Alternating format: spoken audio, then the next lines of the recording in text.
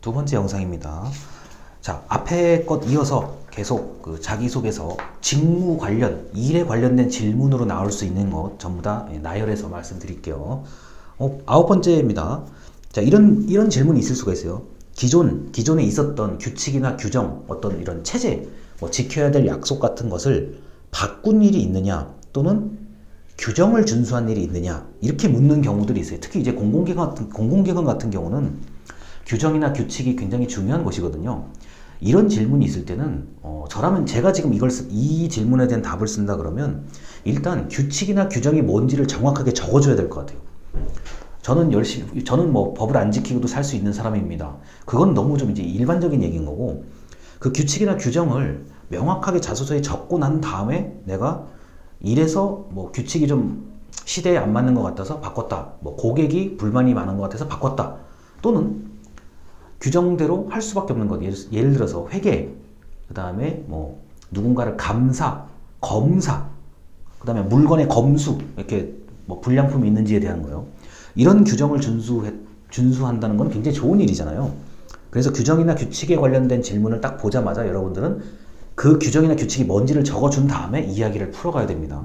왜냐면 단순히 저는 규칙을 잘 지켰습니다, 그거는 좀 설득력이 떨어져요. 자, 그리고 이제 예를 들어서 이런 게 있습니다. 뭐 지금까지 제가 이제 자소서를 보면 그 백화점에서 일을 한다, 그 다음에 진열, 우리가 뭐 마네킹을 가지고 진열을 한다, 뭐 고객을 응대하는 방법, 이런 거 있지 않습니까? 자, 그런 거는, 자, 그런 거에 대한 뭐 이렇게 했는데 뭐 고객이 불만이 많다, 뭐 매출이 안 좋았다, 그런데 이런 규정을 바꿔서 이렇게 했더니 매출이 올랐다, 고객이 만족도가 높아졌다, 이렇게 말을 해주는 게 맞는 것 같아요. 자, 핵심은 규칙이나 규정을 적는다는 겁니다. 적고 나서 본인의 얘기를 써야 돼요. 자, 그리고 10번이죠. 같이 일하기 어려웠던 사람들. 자, 같이 일하기 어려웠던 사람인데, 그러니까 왜 일하기 어려웠는지에 대한 상황을 좀 구체적으로 쓰는 게 맞는 거죠. 뭐 예를 들어서 나는 아침형 인간인데, 뭐 저쪽은 심야, 밤에 이제 일을 하는 사람이다, 뭐 이럴 수도 있는 거고, 아니면 뭐 성격 차이라든가, 아니면은 뭐 예를 들어서요, 나는 지금 마음이 급해서 빨리 하고 싶은데 상대가 너무 느긋하다든가. 그러니까 어떤 일하기 어려웠던 사람이 어떤 사람인지를 정확하게 적어놓은 다음에 나의 이야기를 풀어가는 게 맞는 거라고 봐요. 자, 그리고 이제 반대로, 자, 지금 이 말할 것은 협력. 내가 원래 혼자서는 못했는데 누구하고 같이 하니까 어떤 결과가 좋았다. 자, 여기서 협력은 반드시 뭐 한두 사람만의, 이렇게 두세 사람만의 협력이 아니라 팀, 뭐 그리고 우리 동아리와 옆에 동아리, 뭐 우리 학과와 옆에 학과, 부서 간의 협력도 마찬가지라고 할 수 있습니다. 거기서 협력을 하는데 그 중에 나는 무엇을 했다. 자, 이런 일을 했는데 나는 그 중에 무엇을 했고, 이렇게 같이 뭘 하다 보니까 됐다. 또는 나 혼자 안 될 건데 누구한테 물어보고 뭐 같이 하니까 이렇게 됐다. 그러니까 내가 협력하는 그 관계에서 내가 뭐를 했는지를 한번 좀 적어보는 게 좋을 것 같아요. 자, 그리고 12번에 정해진 자원.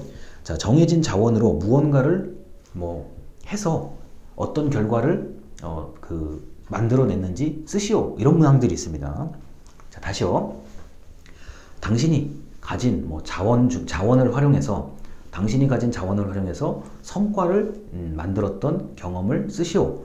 자, 그럼 자원이라고 하면 보통 이제 돈을 생각해요. 돈, 그 다음에 사람, 그 다음에 뭐 어떤 물건, 이런 걸 생각하는데, 저는 이 자원을 좀 넓게 생각을 해요. 저는 시간까지 자원이라고 표현을 합니다.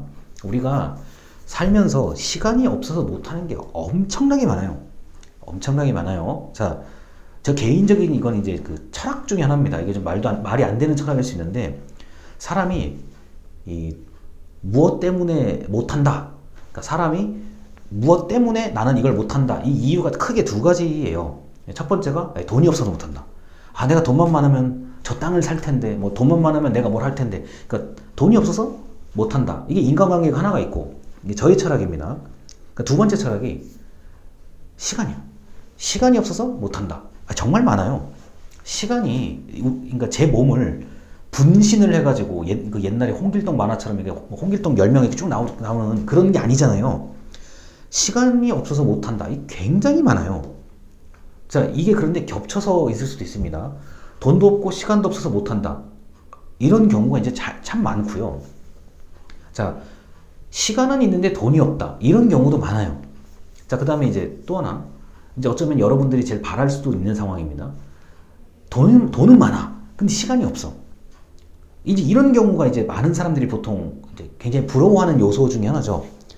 제일 좋은 건 뭐예요? 돈도 있고 시간도 있는 거예요. 근데 이게 굉장히 어려워요. 이렇게 될 확률이 드물어요. 제가 볼 때는. 자, 그래서 자원을 시간까지 한번 생각을 해보세요. 이러면 글쓰기가 쉬워져요. 정해진 자원? 지금 우리 중간고사 하는 것처럼 일주일. 그 다음에 뭐 예를 들어서 공연 작품을 내야 되는 사람들은 뭐 이틀, 뭐 한 달. 그러니까 시간을 자원이라고 생각을 하고 한번 글을 적어보세요. 그러면 여러분이 쓸 게 굉장히 많아져요. 굉장히 많아집니다. 나는 사람이 없어서 못했어. 물론 그것도 자원이죠. 인력도 자원이니까요. 전 그래서 자원이라는 단어를 딱 들으면 제 가치관에서는 시간이 제일 먼저 떠오르는 사람이에요. 특히 저 같은 경우는 뭐 시간이 제 입장에서는 제일 중요한 대상이에요. 그러니까 시간은 다른 말로 뭐 연령, 나이 뭐 이렇게도 얘기할 수 있는데 한번 자원에 시간을 넣어서 고민을 해보십시오. 자, 13번 제일 흔한데 제일 쓰기가 어려운 것 중에 하나 인재상이요. 자, 그 뭐 회사의 인재상. 자, 인재상 중에 한 가지를 골라서 쓰시오 그러면은 한 가지만 골라서 자세히 쓰면 되는 거고 그런 말이 없으면 뭐 인재상이 여러 개거든요. 그 여러 개 중에서 뭐 2개를 써도 되고 3개를 써도 되고 이렇게 하는데 인재상이 보통 기업은 굉장히 추상적으로 돼 있어요. 자세하게 알려주지 않게 돼 있습니다. 그렇기 때문에 그냥 그 중에 가장 나의 어떤 능력과 일치시킬 수 있는 인재상을 하나 딱 골라서 자세히 쓰는 게 좋을 것 같아요. 자, 시간 있을 때 준비하면 나중에 정말 좋습니다. 특히 제가 지금 13개, 12개 정도의 이런 그 문항을 알려드린 건데 평소에 나는 귀찮아가지고 다 못 쓰겠다 그러면은 그냥 단어만 몇 개 좀 나열해두고 사진만 몇 개 좀 그 질문에 맞게 그냥 대충 넣어두세요. 그러면 나중에 쓰기가 좋아요. 그렇게 해놓고 쓰는 거하고 완전히 백지장 0에서 쓰는 거하고는 차이가 어마어마합니다. 그리고 이거는 한 번만 제대로 해놓으면은 그 여러 곳에 이렇게 적용하기가 좋아요. 그래서 꼭 저는 여러분들한테 이거를 평소에 해 주시기를 굉장히 권장합니다. 일단 여기까지입니다. 감사합니다.